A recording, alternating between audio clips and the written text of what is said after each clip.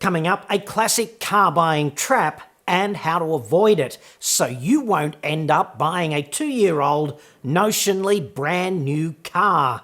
Somewhat disheartening when that happens, not to mention oxymoronic. Full details next.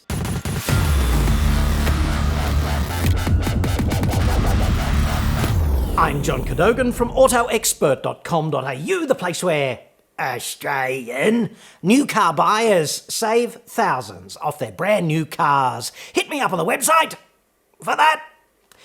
This happens all the time, okay? My inbox fills up with people in this position wondering what the F they can do about it when they figure it out. It's especially relevant to markets like ours, which are infected with dog brands and dog cars, and it's exacerbated by the climate currently of sluggish new car sales. But none of this means it has to happen to you, like it did to this guy named Ray. Hi John, I hope you can clear this up. I thought I bought a 2019 Nissan Qashqai ST last month, but when I look at the label on the door, it states that it was manufactured in 2018, the 5th month of 2018. Can a car that was manufactured in 2018 be called a new 2019 when the label said it was manufactured in 2018? Thank you for your time, Ray. This is a classic example of what happens when you make an honest mistake, okay? You've walked onto a battlefield, unarmed, unaware, outgunned, and not only that, you've walked over and stood straight on the enemy's big red X. And guess what? You got shot in the head. And the dealer, right? They're such accomplished ambush predators when you think about it. It's almost surgical.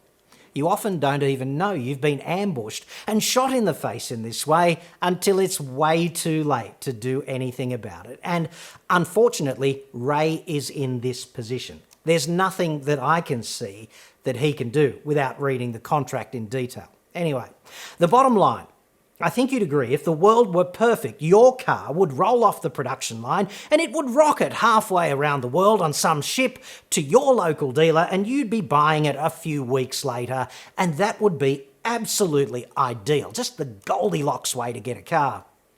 Of course, it doesn't always work out this way. See, to you and me, a brand new car is like, I don't know, fresh fruit or something, right? There's got to be minimal time between coming off the tree and disappearing down your friggin' pie hole.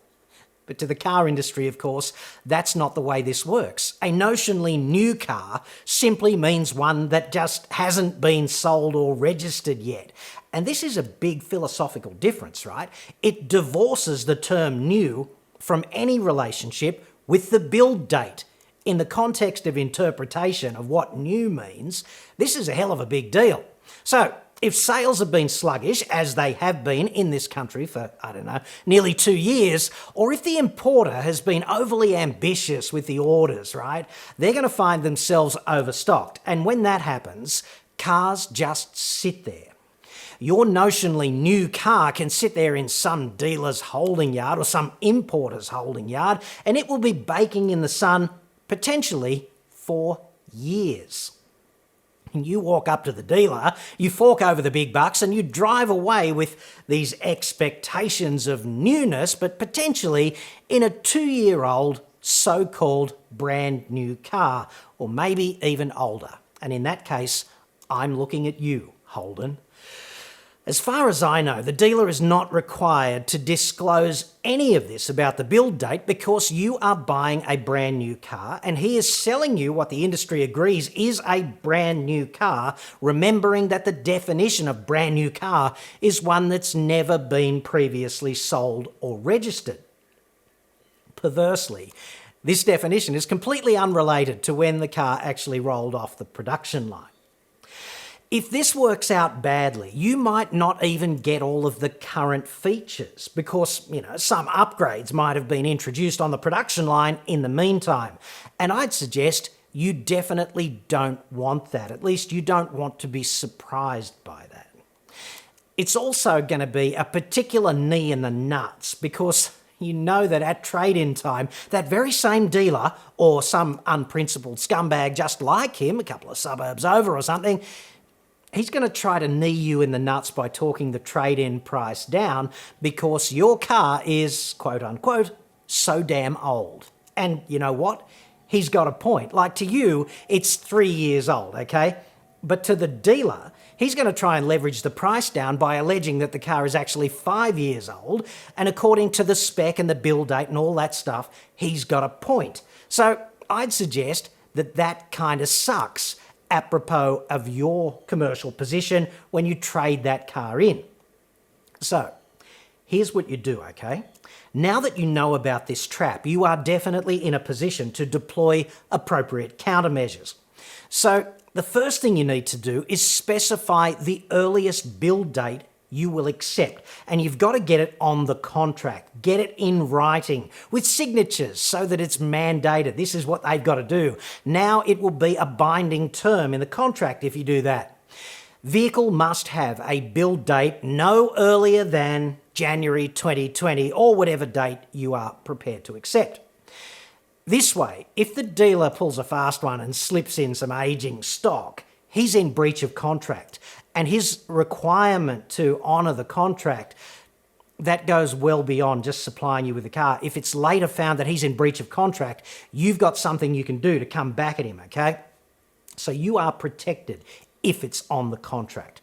Contracts and the details, you know, they're vitally important.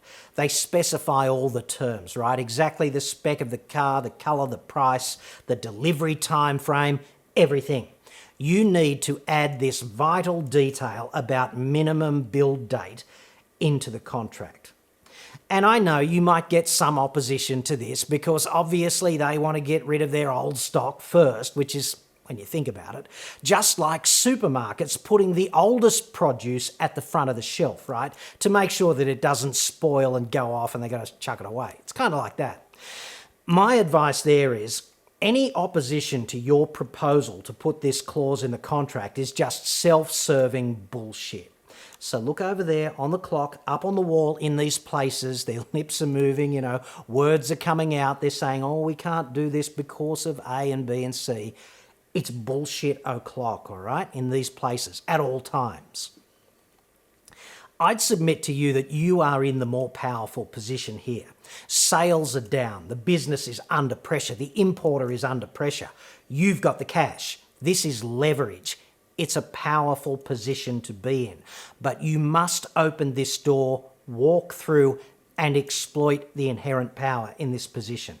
Just having it, it's not enough, right? It's like having a gun and not drawing it in a gunfight. It's not very useful. So you tell them one of the two following things, okay? Number one, you just don't want the old stock. So forget that as a concept. You're not going there. You will not accept a car that is that old. If they're seriously telling you that they can't supply a reasonably current car in the context of being, say, I don't know, less than 3 months between the build date and sale, then you will be taking your business elsewhere. And this is a powerful statement to make because they hate that. There's nothing a dealer hates more than the prospect of your money going to another dealer. Ouch. Alternatively, number two, you can tell them that you will accept the older shitbox, but not without serious compensation for that vehicle's age. You will want a big discount because essentially you'll be buying a 0 kilometre used car. That's what this is.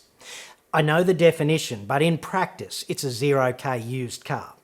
2 years old, brand new. That's bullshit. Calling that new, that's bullshit. By any reasonable definition, I think you'd agree. Only the car industry would allege that both things are possible, 2 years old and brand new. Only they could say that with a straight face, I'd suggest. You need to be compensated for the hit you'll take on resale as well, right? The difference in features, if any, that's significant too, and also because you will be doing them a big fat favour by taking this old shitbox off their hands that, by definition, has been, at best, pretty hard for them to shift. And if you go for the old one, okay, get them to throw in a full service prior to your delivery, prior to taking delivery, and it's got to be free. Because that oil has been sitting in the engine degrading for 2 whole years now. You're not prepared to have it sit there for another 12 months, surely, until the first service becomes due. because that's just crazy. And remember, if you're in the market for a new car and you want the fresh one, do not just leave this to chance or rely on some underlying good faith from the dealer. That's nuts.